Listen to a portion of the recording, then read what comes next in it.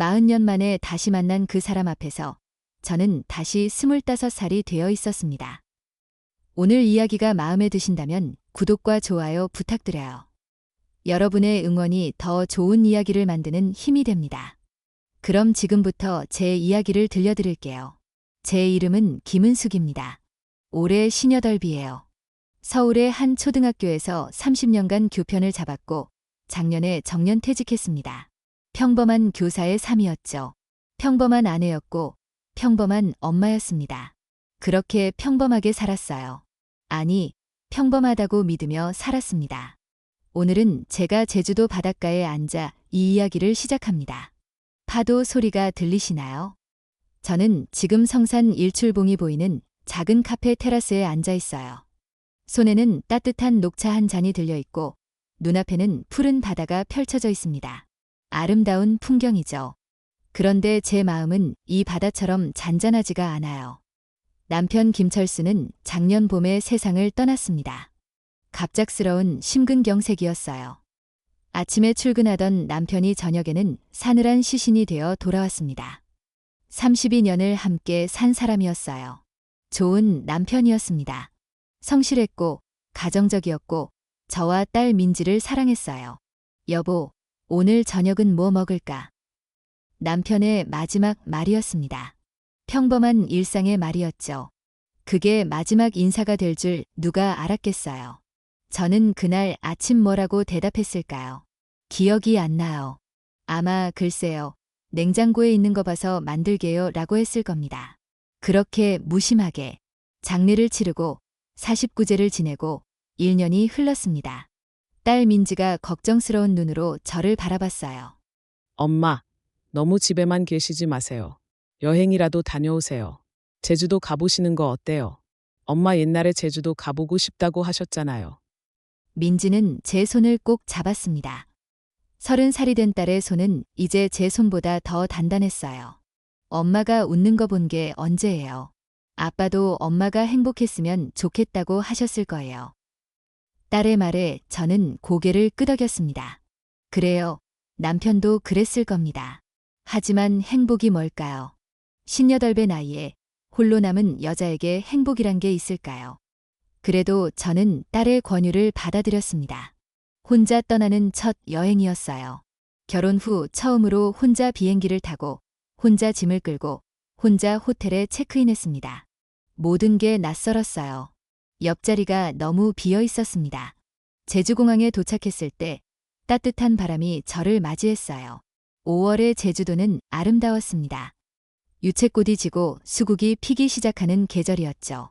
저는 렌터카를 빌려 해안도로를 달렸어요. 창문을 내리니 바다 냄새가 들어왔습니다. 그렇게 며칠을 보냈어요. 혼자 밥을 먹고 혼자 바다를 보고 혼자 산책했습니다. 외로웠냐고요? 글쎄요. 외로웠습니다. 하지만 동시에 묘한 자유로움도 느꼈어요. 아무도 저를 아내라고 부르지 않았고 아무도 저를 엄마라고 부르지 않았습니다. 저는 그냥 김은숙이었어요. 그날은 제주도에 온 지 사흘째 되는 날이었습니다. 성산 일출봉 근처를 산책하다가 작은 카페를 발견했어요. 바다가 보이는 집이라는 이름의 카페였습니다. 낡았지만 아늑해 보이는 곳이었죠. 푸른색 나무 문에 하얀 커튼이 바람에 흔들리고 있었어요. 저는 그 카페 문을 열었습니다. 딸랑 하고 작은 종소리가 울렸어요. 카페 안은 따뜻했습니다. 원목 테이블과 의자, 벽에 걸린 오래된 흑백 사진들, 창가에 놓인 화분들. 모든 게 정성스럽게 꾸며져 있었어요. 그리고 카운터에서 한 남자가 고개를 들었습니다. 저는 그 순간을 평생 잊지 못할 겁니다. 심장이 멈추는 것 같았어요. 아니, 실제로 잠시 멈췄을지도 모릅니다. 그 사람도 저를 보고 굳어 있었습니다. 우리는 그렇게 몇 초 동안, 아니 몇 분 동안이었을까요? 서로를 바라봤어요. 은숙 씨. 그 사람이 먼저 입을 열었습니다. 떨리는 목소리였어요. 민우 씨. 저는 간신히 대답했습니다. 박민우. 제 인생의 첫사랑. 40년 전 제가 25살 때 약혼했던 남자. 어느 날 갑자기 사라져서 제 인생에서 흔적도 없이 지워진 사람. 그 사람이 지금 제 앞에 서 있었습니다. 시간이 멈춘 것 같았어요. 카페 안의 음악 소리도 밖의 파도 소리도 들리지 않았습니다. 오직 제 심장이 미친 듯이 뛰는 소리만 들렸어요. 박민우는 달라져 있었습니다. 당연하죠. 40년이 흘렀으니까요. 29살의 청년은 이제 60대 중반의 남자가 되어 있었어요. 머리는 하얗게 새었고 얼굴에는 주름이 자리 잡았습니다. 하지만 그 눈빛만은 그대로였어요. 제가 사랑했던 그 따뜻한 눈빛. 앉으시겠어요? 민우가 조심스럽게 물었습니다. 저는 고개를 끄덕이고 창가 자리에 앉았어요. 다리가 후들거렸습니다. 민우가 녹차 한 잔을 가져왔어요. 그의 손도 미세하게 떨리고 있었습니다. 제주도에는 언제 오셨어요? 사흘 전에요. 혼자. 여행 왔어요. 혼자요. 민우의 눈빛에 뭔가가 스쳤습니다. 기대, 궁금증. 저는 대답해야 할지 말아야 할지 몰랐어요. 남편이 작년에 세상을 떠났어요. 말하고 나서 후회했습니다. 왜 그런 말을 했을까요? 하지만 거짓말을 할 수도 없었어요. 민우의 얼굴이 일그러졌습니다. 그랬군요. 죄송합니다. 그는 진심으로 위로하는 표정이었어요. 그리고 우리는 또 한동안 침묵했습니다. 할 말이 너무 많았지만 동시에 아무 말도 할 수 없었어요. 민우 씨는 제주도에 언제부터 사신 거예요? 한 15년쯤 됐어요. 서울에서 건축 일하다가 이곳으로 내려왔죠. 이 카페는 5년 전에 열었고요. 건축 일 하셨어요? 제 기억 속의 민우는 건축학과 학생이었습니다. 꿈이 건축가가 되는 거라고 했었죠. 네, 대형 건설사에 다녔어. 근데 어느 순간 지치더라고. 그래서 이곳으로 왔습니다. 조용히 살고 싶었어. 조용히 살고 싶었다. 그 말이 제 가슴에 와닿았습니다. 저도 그랬거든요. 평생 시끄럽게 살았어요. 아이들 가르치고, 집안일하고, 남편 뒷바라지하고, 조용한 시간이 없었죠. 가족은 함께 안 사세요? 조심스럽게 물었습니다. 민우는 쓴웃음을 지었어요. 이혼했어. 10년 전에. 아이는 없었고. 이혼. 그 말을 듣는 순간 제 마음 한구석이 이상하게 두근거렸습니다. 죄책감과 동시에 묘한 기대감. 저는 제 자신이 부끄러웠어요. 남편이 돌아가신 지 1년밖에 안 됐는데 이런 감정을 느끼다니. 우리는 그날 오후 내내 이야기했습니다. 40년의 공백을 메우기에는 턱없이 부족한 시간이었지만 우리는 서로의 삶을 조금씩 나눴어요. 민우는 결혼했고, 일했고, 이혼했고, 제주도로 왔다고 했습니다. 간단하게 요약된 40년이었어요. 저는 제 이야기를 했습니다. 교사가 됐고, 결혼했고, 딸을 낳았고, 평범하게 살았다고. 역시 간단하게 요약된 인생이었죠. 하지만 우리가 정말 궁금했던 건 그게 아니었어요.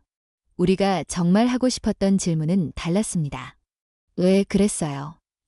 제가 먼저 물었습니다. 목소리가 떨렸어요. 왜 아무 말도 없이 사라지셨어요? 우리 약혼했잖아요. 결혼 석 달 앞두고 있었잖아요. 민우의 얼굴이 창백해졌습니다. 그는 한참 동안 아무 말도 하지 못했어요. 그리고 천천히 입을 열었습니다. 저도 기억이 안 나요. 예. 교통사고를 당했어. 은숙 씨와 약혼하고 한 달 후란나. 큰 사고였어.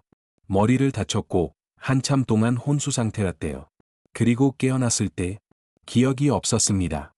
저는 숨이 막혔습니다. 교통사고, 기억상실. 부모님도 그때 함께 사고를 당하셔서 돌아가셨어. 저는 혼자 남았죠. 기억이 돌아오는데 1년이 걸렸습니다. 그리고 은숙 씨가 생각났을 때 이미 결혼하셨더라고. 눈물이 났습니다. 40년 만에 흐르는 눈물이었어요. 저는 그를 원망했습니다. 40년 동안 원망했어요. 배신자라고 생각했습니다. 비겁한 사람이라고 믿었죠. 하지만 그는 저를 잊은 게 아니었어요. 미안해요. 은숙 씨. 정말 미안합니다. 민우도 울고 있었습니다. 60대 중반의 남자가 카페 주인이 제 앞에서 눈물을 흘리고 있었어요. 우리는 그날 해가 질 때까지 카페에 앉아 있었습니다. 이야기하고, 울고, 웃고, 40년의 오해가 풀리는 시간이었어요. 아픔과 후회가 뒤섞인 시간이었습니다. 해가 수평선 너머로 넘어갈 때 민우가 조심스럽게 말했습니다. 은숙 씨, 내일도 오실 수 있으세요?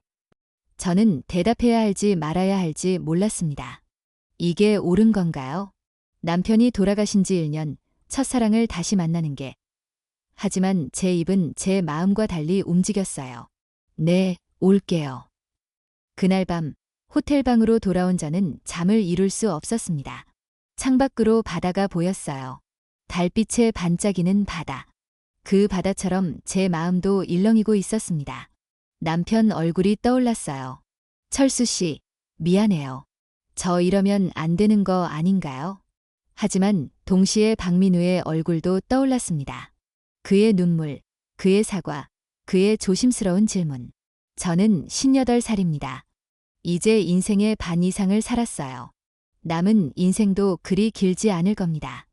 그런데 이 나이에 무슨 사랑인가요? 이런 두근거림이 옳은 건가요? 하지만 제 심장은 거짓말을 하지 않았습니다. 박민우를 보았을 때 저는 다시 25살이 되어 있었어요. 40년의 세월이 한순간에 사라졌습니다.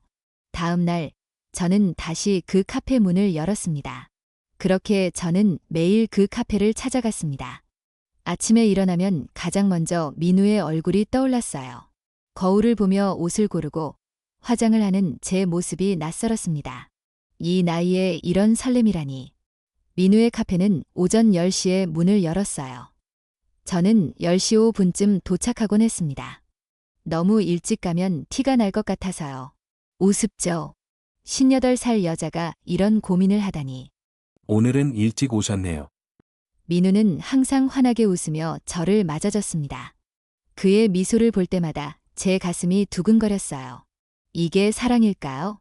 아니면 그냥 옛 추억에 대한 향수일까요? 우리는 이야기를 나눴습니다. 과거에 대해서, 현재에 대해서, 때로는 미래에 대해서도. 민우는 제가 좋아했던 클래식 음악을 아직도 좋아했어요. 저는 그가 좋아했던 바다를 여전히 사랑했고요. 일주일이 지났습니다. 제주도에서 보내기로 한 일정이 끝나갈 무렵이었어요. 민우가 조심스럽게 제안했습니다. 내일 시간 되시면 제가 좋아하는 곳을 보라드리고 싶은데요. 저는 고개를 끄덕였습니다. 거절할 이유가 없었어요. 아니, 거절하고 싶지 않았습니다. 다음 날 민우는 저를 섭지코지로 데려갔습니다. 아름다운 해안 절벽이었어요. 푸른 바다와 기암괴석, 그리고 등대. 바람이 세차게 불었지만 그 풍경은 숨이 멎을 만큼 아름다웠습니다. 우리는 나란히 걸었어요. 말없이. 가끔 민우의 손이 제 손에 스칠 때마다 전기가 흐르는 것 같았습니다. 그는 일부러 그런 걸까요? 아니면 우연이었을까요? 등대 앞에 섰을 때 민우가 말했습니다. 은숙 씨, 저 고백할 게 있어. 제 심장이 쿵 하고 내려앉았습니다. 사실 이혼한 이유가 당신 때문이었어. 기억을 되찾고 당신을 찾아갔을 때 이미 결혼하셨더라고. 행복해 보였어. 아기를 안고 있는 당신을 멀리서 봤습니다. 그때 포기했죠. 하지만 잊을 수가 없었어. 민우의 목소리가 떨렸습니다. 결혼했어. 좋은 사람이었어. 하지만 제 마음은 늘 당신한테 있었습니다. 그게 아내한테 불공평했죠. 결국 이혼했어. 아내도 알았거든요. 제가 다른 사람을 사랑한다는 걸. 저는 말문이 막혔습니다.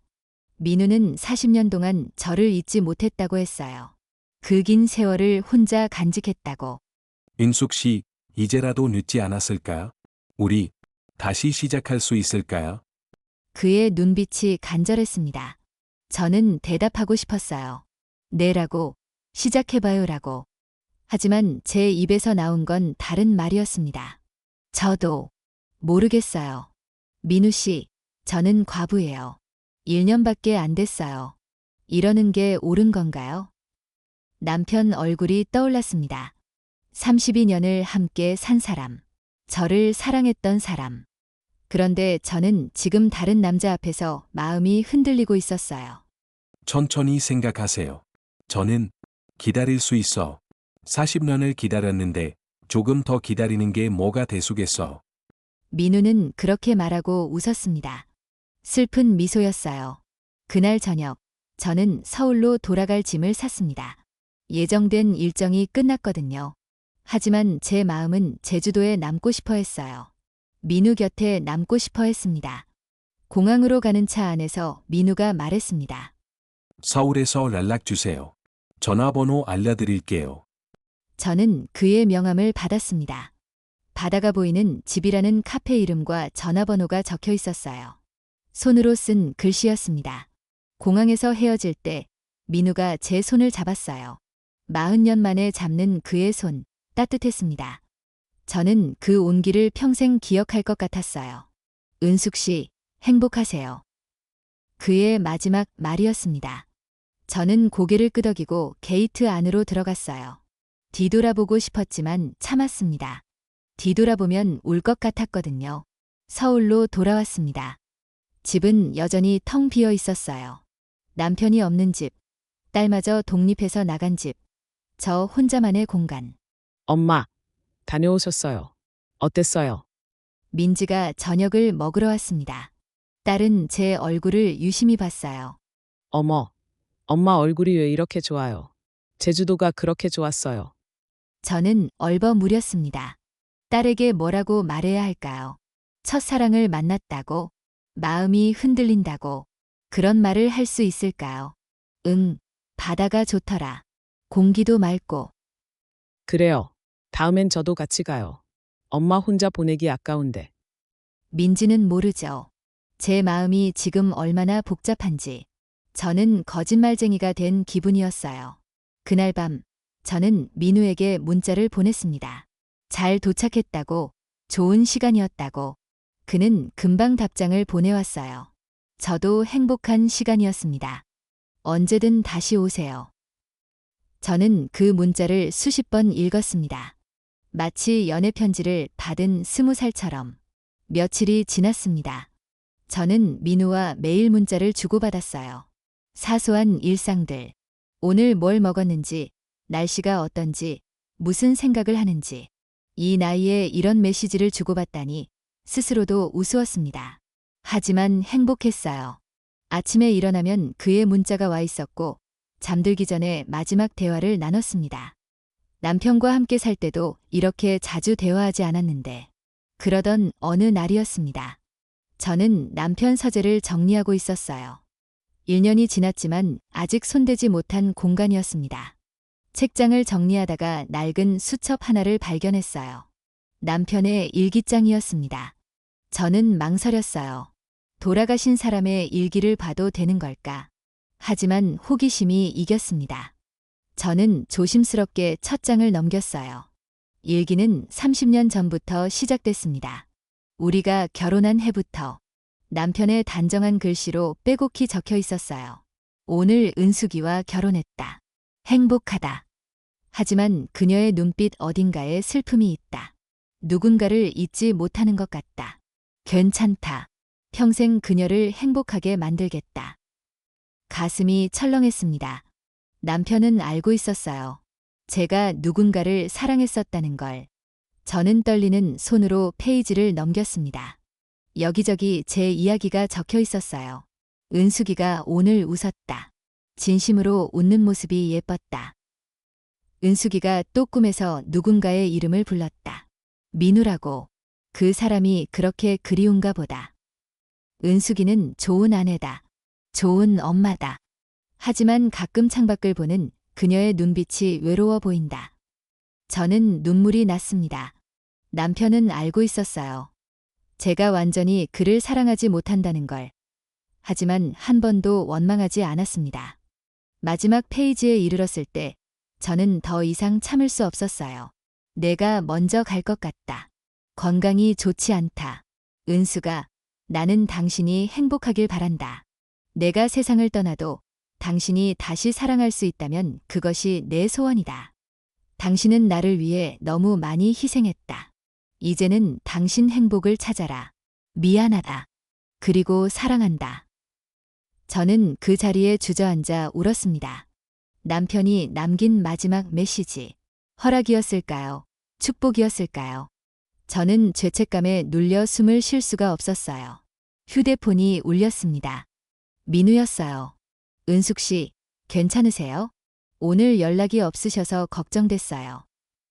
저는 울먹이는 목소리로 대답했습니다.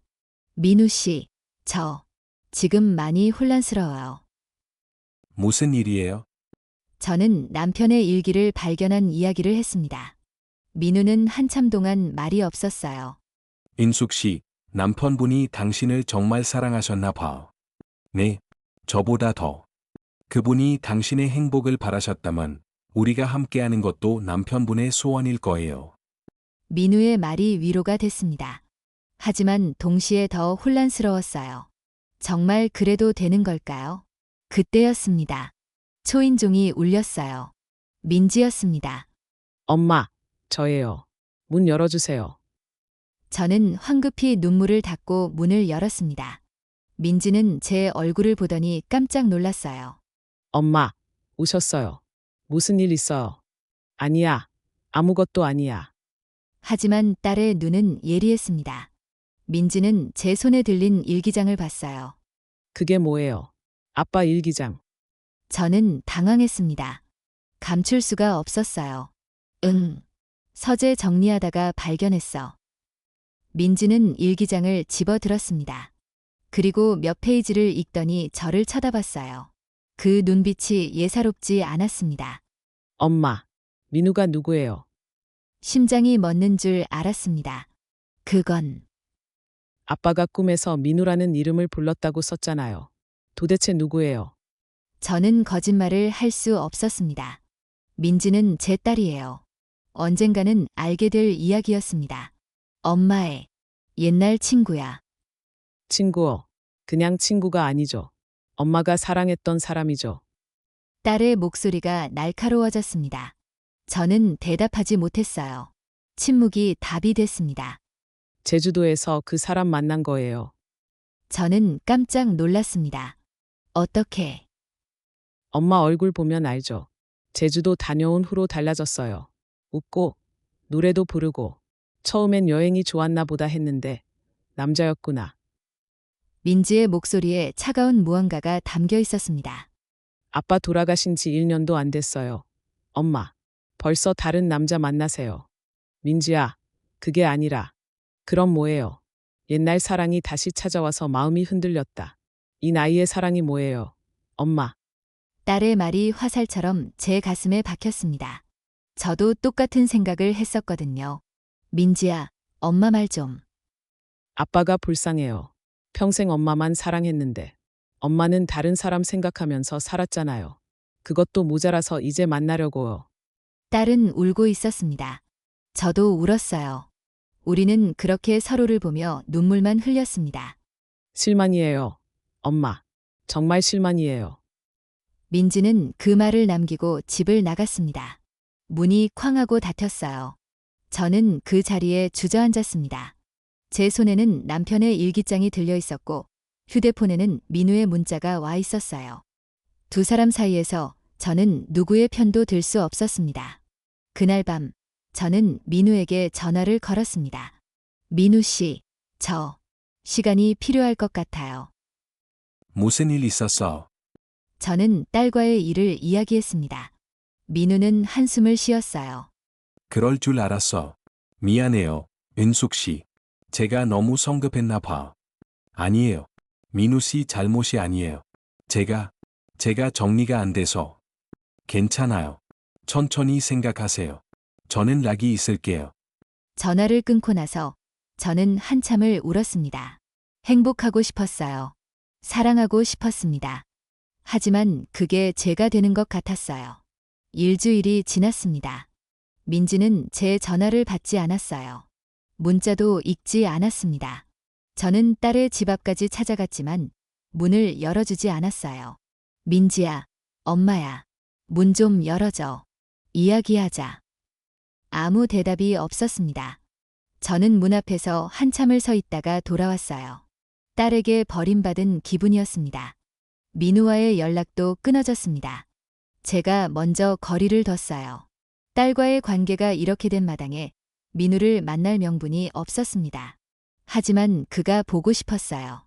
매일 밤 그의 얼굴이 떠올랐습니다. 어느 날 집 앞에 낯선 여자가 서 있었습니다. 40대 중반쯤으로 보이는 여자였어요. 화장이 짙었고 고급스러운 옷을 입고 있었습니다. 김은숙 씨 맞으시죠? 저는 고개를 끄덕였습니다. 누군지 전혀 알 수 없었어요. 저는 이미라라고 해요. 박민우 씨 아시죠?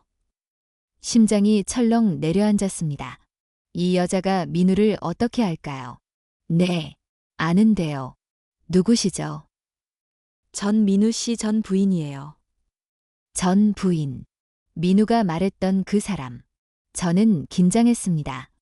무슨 일로 오셨어요? 이미라는 비웃듯이 웃었습니다. 당신 때문에 제 결혼이 깨졌다는 거 아세요? 예? 민우 씨가 평생 당신을 못 잊어서 저랑 이혼했어요. 10년을 같이 살았는데 결국 당신 때문에 버림받았죠. 이미라의 목소리에 원망이 가득했습니다. 저는 할 말이 없었어요. 죄송해요. 하지만 저는 이제 와서 그 사람 빼앗으려고요?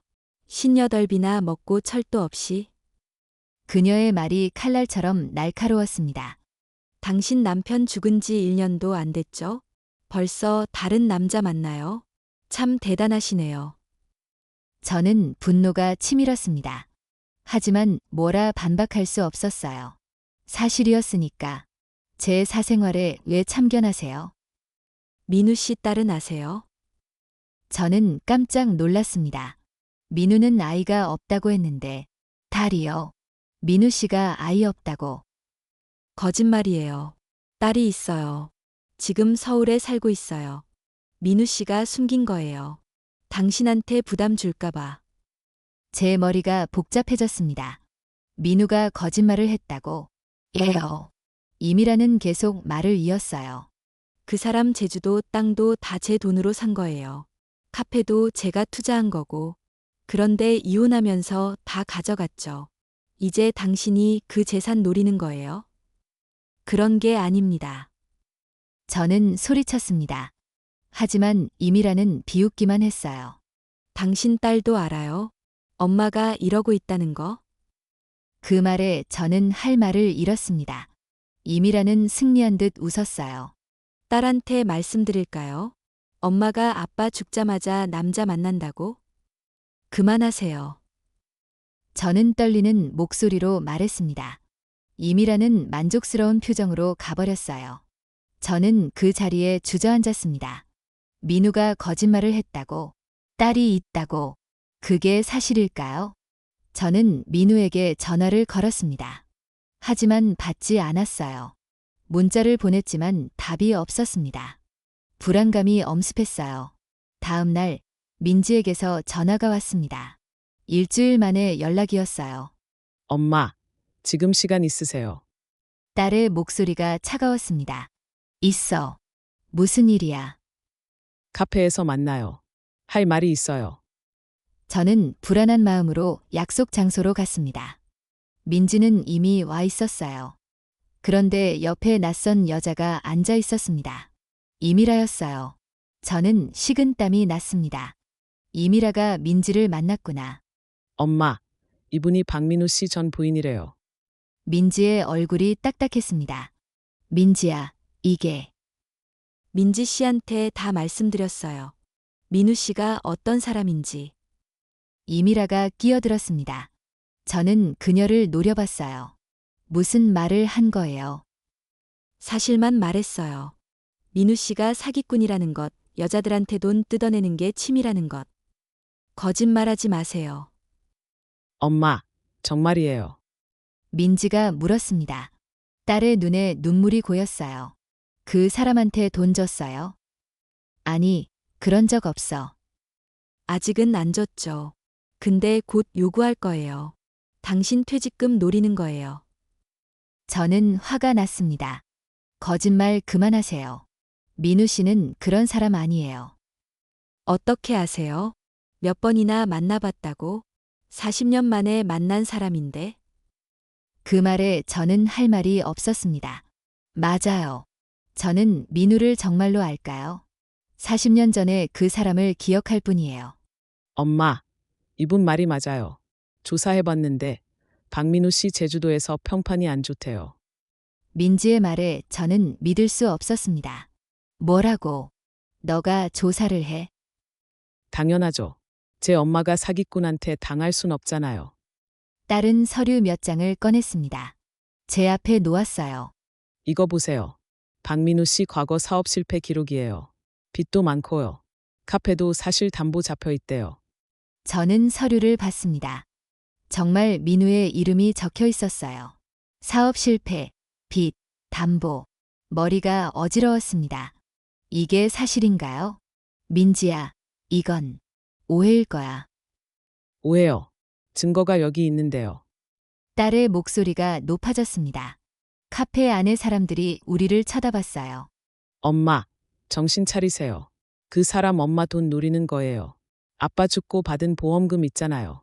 그거 노리는 거라고요. 그런 말 하지 마. 저는 소리쳤습니다.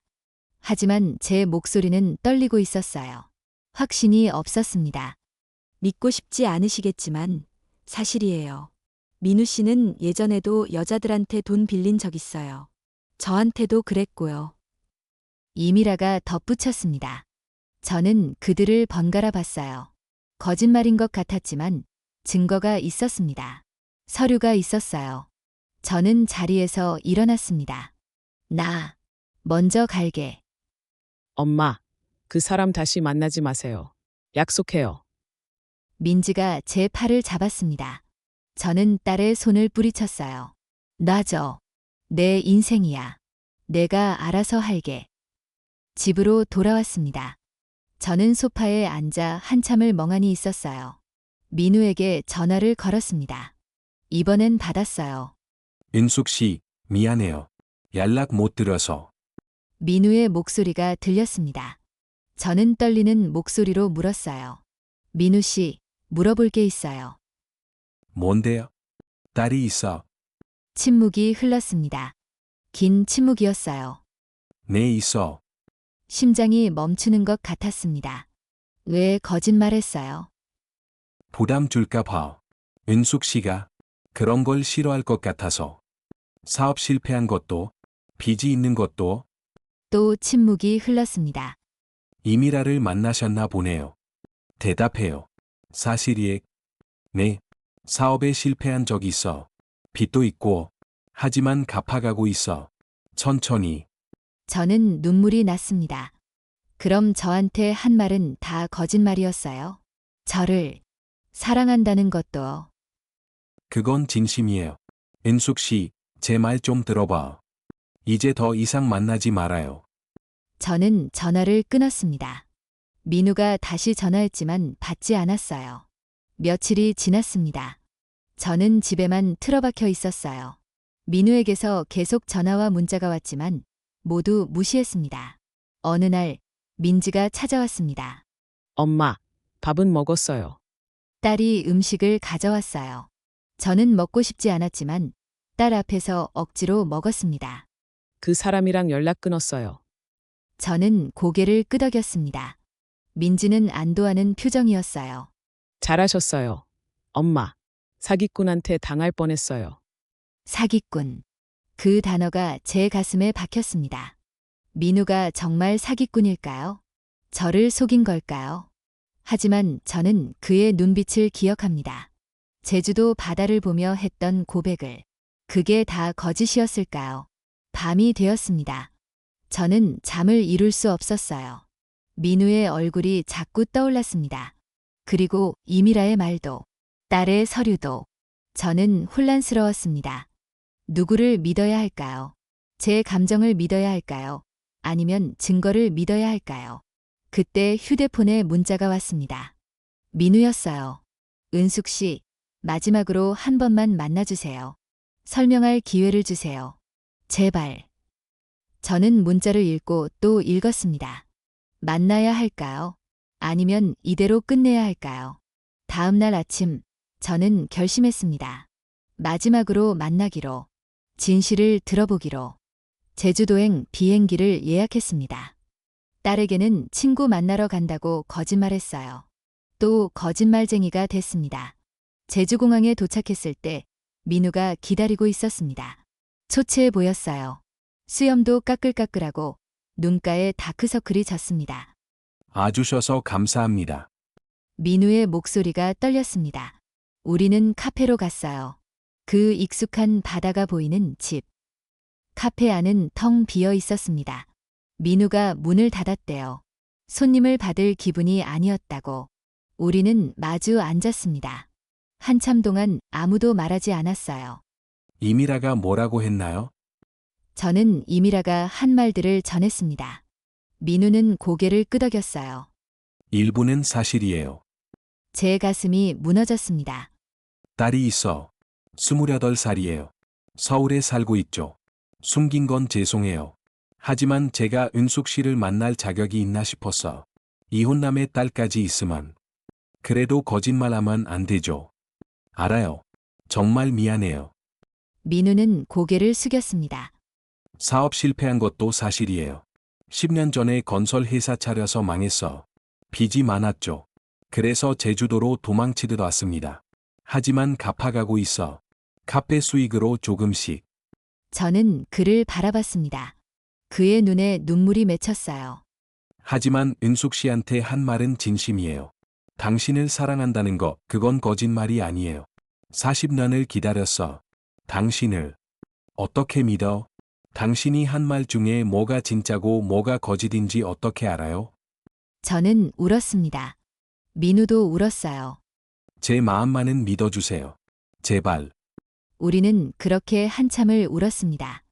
40년의 세월이 1년의 재해가 모두 무너지는 순간이었어요.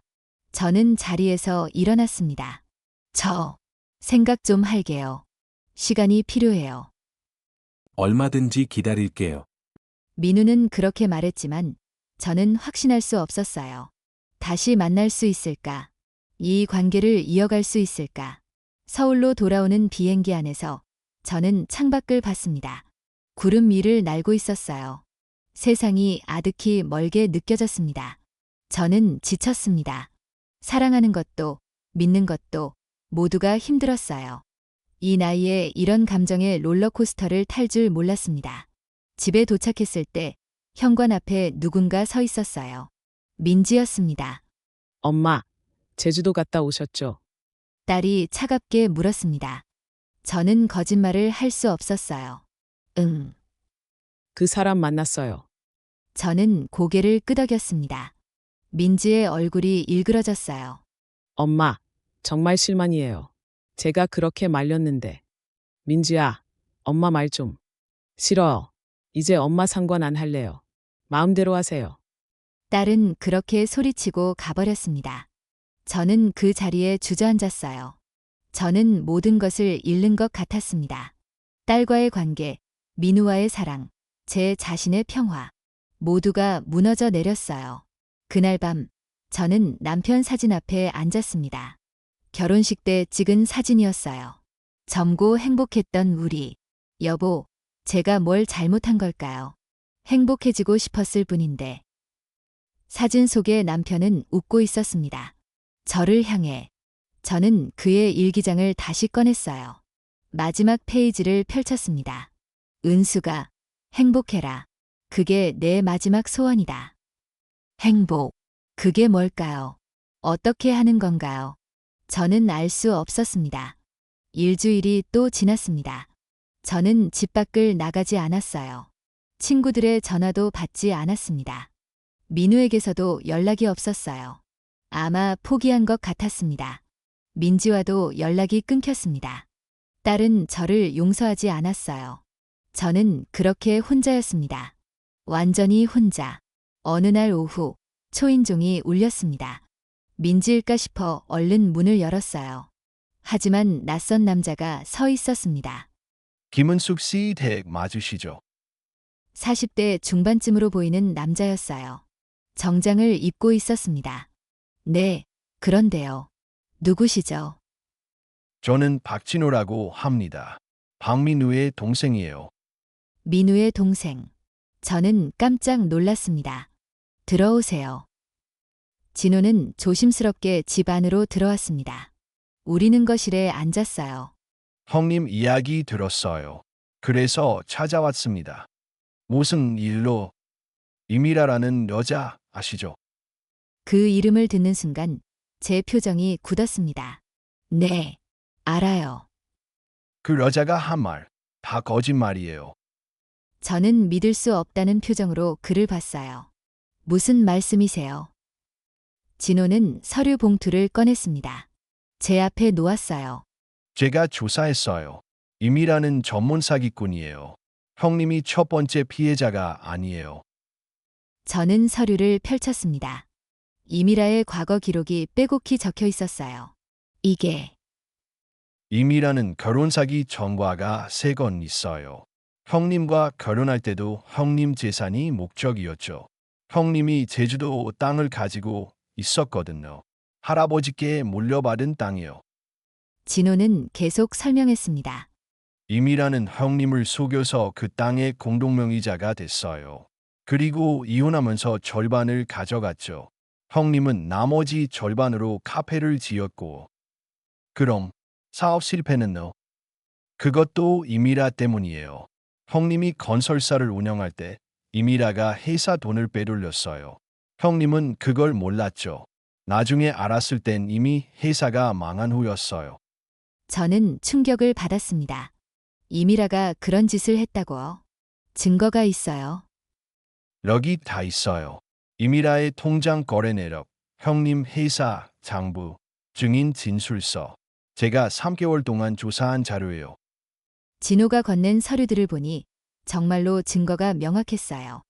그럼 민우 씨 딸은요? 조카 있어요. 맞아요. 하지만 형님이 숨긴 이유는 조카가 뇌성마비 장애가 있거든요. 시설에 있어요. 형님이 매달 치료비를 대고 있죠. 저는 가슴이 무너졌습니다. 뭐라고요? 형님은 부끄러웠던 거예요. 은숙 씨한테 그런 짐을 지울 수 없다고. 그래서 아이가 없다고 거짓말했던 거죠. 눈물이 났습니다. 민우가 그런 사정이 있었다니. 이미라는 왜 저한테 그런 거짓말을 한 거예요? 형님이 당신을 만났다는 걸 알고 질투한 거예요.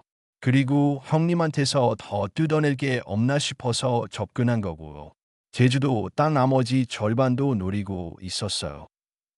저는 분노가 치밀었습니다. 이미라가 그런 악한 여자였다니. 그럼 제 딸한테 보여준 서류는요? 다 조작된 거예요. 형님 사업 실패 기록은 맞지만 빚은 이미 다 갚았어요. 카페도 담보 잡힌 게 아니에요. 형님 소유요. 저는 머리를 감쌌습니다. 제가 얼마나 큰 오해를 한 걸까요? 민우 씨한테 제가 너무 심한 말을 했어요.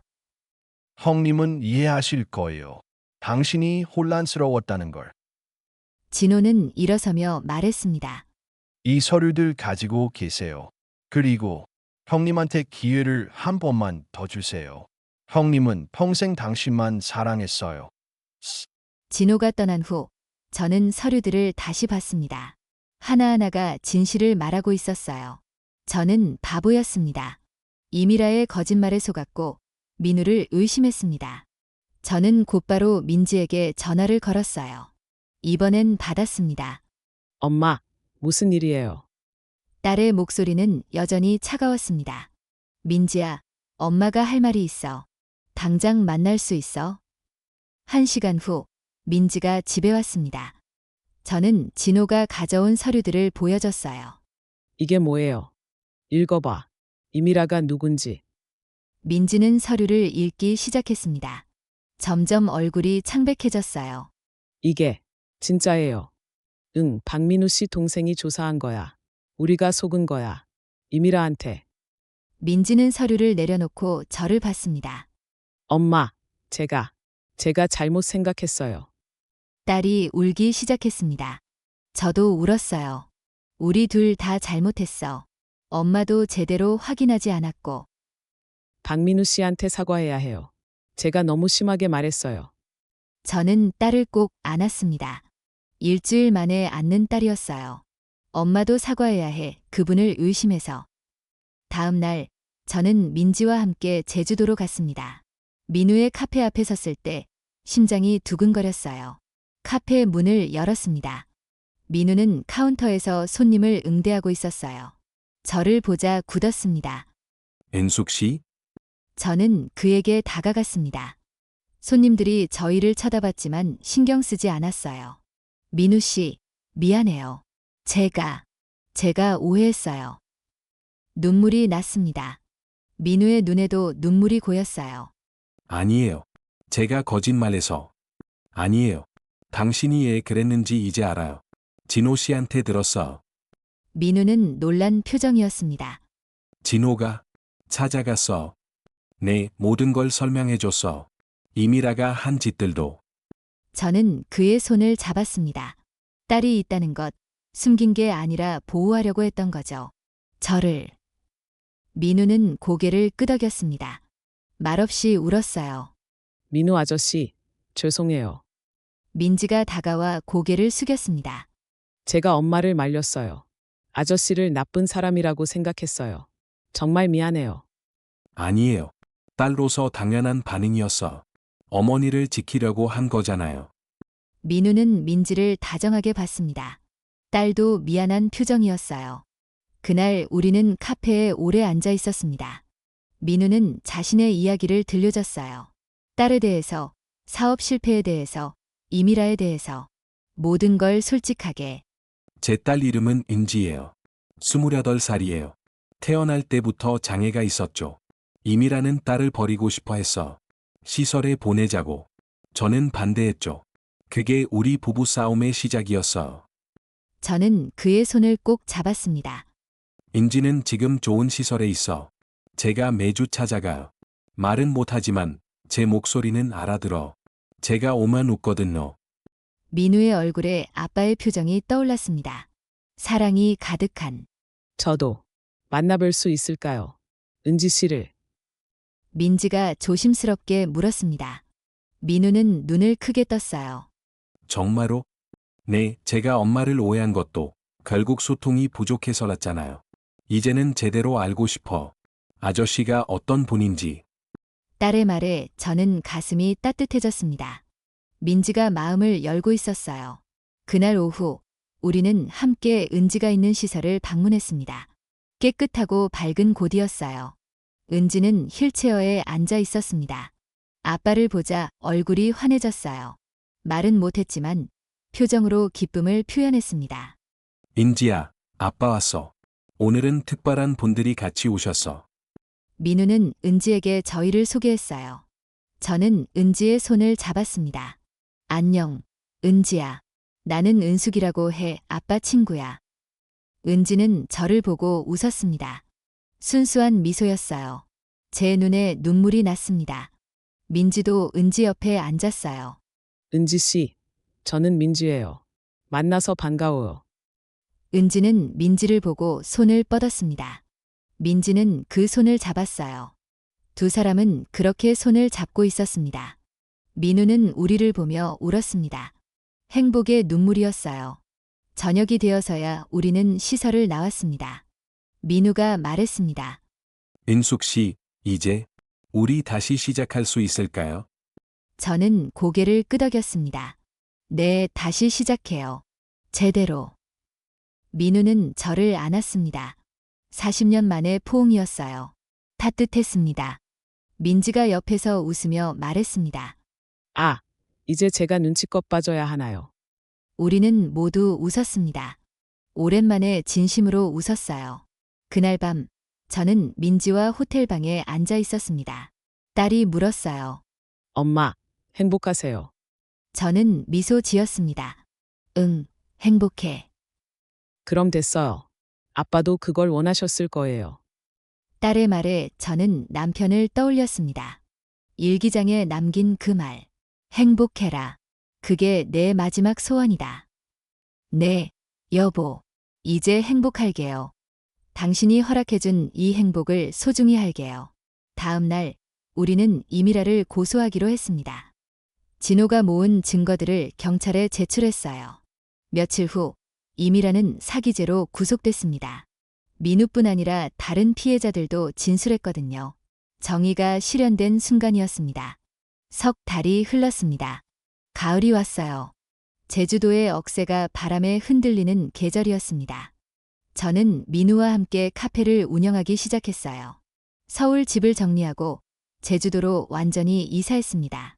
민지는 처음엔 걱정했지만 제 결정을 존중해줬어요. 엄마, 행복하시면 저도 좋아요. 주말마다 놀러 올게요. 딸은 정말로 주말마다 제주도로 내려왔습니다. 민우와도 친해졌고 은지와도 자주 만났어요. 어느 날 민지가 말했습니다. 은지 언니 정말 순수해요. 언니 보고 있으면 제가 행복해져요. 민지의 얼굴에 진심 어린 미소가 번졌어요. 저는 딸이 자랑스러웠습니다. 어느 토요일 오후였습니다. 카페에 손님들이 가득했어요. 창가 자리에는 노부부가 앉아 바다를 보고 있었고 카운터 옆에는 젊은 연인들이 수다를 떨고 있었습니다. 저는 카운터에서 커피를 내리고 있었어요. 민우가 옆에서 케이크를 자르고 있었습니다. 우리는 가끔 눈이 마주치면 미소를 나눴어요. 말이 없어도 통하는 게 있었습니다. 은숙 씨, 행복해요? 민우가 조용히 물었습니다. 저는 고개를 끄덕였어요. 네, 너무 행복해요. 이렇게 행복해도 되나 싶을 정도로. 저도 40년을 기다렸는데 이제야 꿈이 이루어진 것 같아요.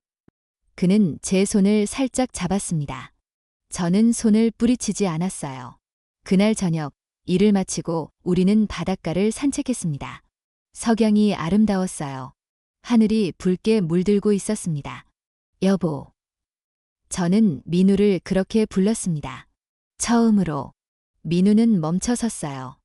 지금 뭐라고 하셨어? 아보, 이제 그렇게 불러도 되죠? 민우의 눈에 눈물이 고였습니다. 그는 저를 꼭 안았어요. 은수가 고마워. 다시 돌아와줘서. 우리는 그렇게 한참을 안고 있었습니다. 파도 소리가 들렸어요. 바람이 불었습니다. 모든 게 평화로웠어요. 한 달 후 저희는 조촐한 결혼식을 올렸습니다. 주례도 없이 화려한 것도 없이 그저 가족과 친한 친구들만 초대했어요. 민지가 제 부케를 들어줬습니다. 엄마, 오늘 정말 예쁘세요. 아빠도 하늘에서 웃고 계실 거예요. 딸의 말에 저는 고개를 끄덕였습니다. 그래요, 여보. 당신이 허락해준 이 행복이에요. 은지도 왔습니다. 휠체어를 타고 민지가 은지를 밀어줬어요. 은지는 제 드레스를 보고 환하게 웃었습니다. 은지야, 이제 나는 내 새엄마야. 사이좋게 지내자. 은지는 제 손을 잡고 웃었어요. 말은 못했지만 마음은 통했습니다. 결혼식이 끝나고 우리는 카페로 돌아왔습니다. 하객들이 모두 떠난 후 저와 민우는 둘만의 시간을 가졌어요. 민우가 포도주 2잔을 가져왔습니다. 우리는 건배를 했어요. 은수가 앞으로 100년만 더 함께 살자. 저는 웃었습니다. 100년은 무리고 한 30년. 좋아. 30년 우리 90까지 살자. 우리는 웃으며 잔을 부딪혔습니다. 그날 밤 저는 남편의 사진 앞에 앉았습니다. 혼자 조용히. 여보, 저 이제 새로운 사람과 함께 살아요. 배신하는 거 아니죠. 당신이 원했던 거니까. 사진 속의 남편은 여전히 웃고 있었습니다. 고마워, 여보. 32년 동안 저를 사랑해줘서, 그리고 이제 새로운 사랑을 허락해줘서. 저는 사진에 키스를 했어요. 그리고 조심스럽게 서랍에 넣었습니다. 과거를 정리하는 순간이었어요. 다음 날 아침, 저는 민우와 함께 은지를 만나러 갔습니다. 우리는 시설 정원을 산책했어요. 은지는 휠체어에서 웃고 있었습니다. 민우가 꽃을 꺾어 은지에게 줬어요. 은지는 그 꽃을 소중히 쥐고 있었습니다. 저는 그 모습을 보며 생각했어요. 이게 행복이구나. 완벽하지 않아도 어려움이 있어도 함께라면 행복할 수 있구나. 겨울이 왔습니다. 제주도에도 눈이 내렸어요. 카페 창밖으로 하얀 눈이 내리는 모습이 아름다웠습니다. 크리스마스 이브였습니다. 민지가 남자친구를 데리고 왔어요. 처음 보는 얼굴이었습니다. 엄마, 소개해요. 제 남자친구 준호예요. 저는 반가이 맞아줬습니다. 민우도 악수를 청했어요. 우리는 4명이서 저녁을 먹었습니다. 웃고 떠들고 행복한 시간이었어요. 준호가 조심스럽게 물었습니다. 어머님, 혹시 결혼은 언제 하셨어요? 저는 민우를 보며 웃었습니다. 3달 전이에요. 늦은 결혼이죠. 아니에요. 사랑의 나이가 어디 있나요? 보기 좋으세요. 준호의 말에 저는 기뻤습니다. 민지가 좋은 사람을 만났구나. 엄마, 저도 내년에 결혼하려고요. 저는 깜짝 놀랐습니다. 정말 네, 준호 오빠가 청혼했어요. 엄마 허락 받으러 왔어요. 저는 눈물이 났습니다. 기쁨의 눈물이었어요. 그래, 엄마가 허락할게. 행복해라. 민지도 울었습니다. 민우도 옆에서 축하해줬어요. 민지야, 축하해. 행복하게 살아. 그날 밤, 저는 민우에게 말했습니다. 우리 딸이 결혼한대요. 축하할 일이네요. 우리도 축복받았으니 민지도 축복받을 거예요. 저는 고개를 끄덕였습니다. 그래요. 축복. 우리는 축복받았어요. 1년이 지났습니다. 민지의 결혼식이 있었어요. 아름다운 봄날이었습니다. 저는 딸의 손을 잡고 버진로드를 걸었습니다. 딸을 남자에게 넘겨주는 순간 감회가 새로웠어요. 민지야, 행복해라. 엄마처럼. 네, 엄마. 엄마가 행복의 본보기예요. 딸의 말에 저는 울었습니다. 행복의 본보기. 저 같은 사람이 될 수 있다니. 민지의 결혼식이 끝나고 저희는 제주도로 돌아왔습니다. 카페는 여전히 손님들로 북적였어요. 어느 날, 한 노부부가 카페로 들어왔습니다. 70대쯤 되어 보였어요. 이 카페 소문 들었어요. 황혼 재혼한 부부가 운영한다면서요. 저는 미소 지으며 대답했습니다. 네, 맞아요. 저희가 그래요. 저희도요.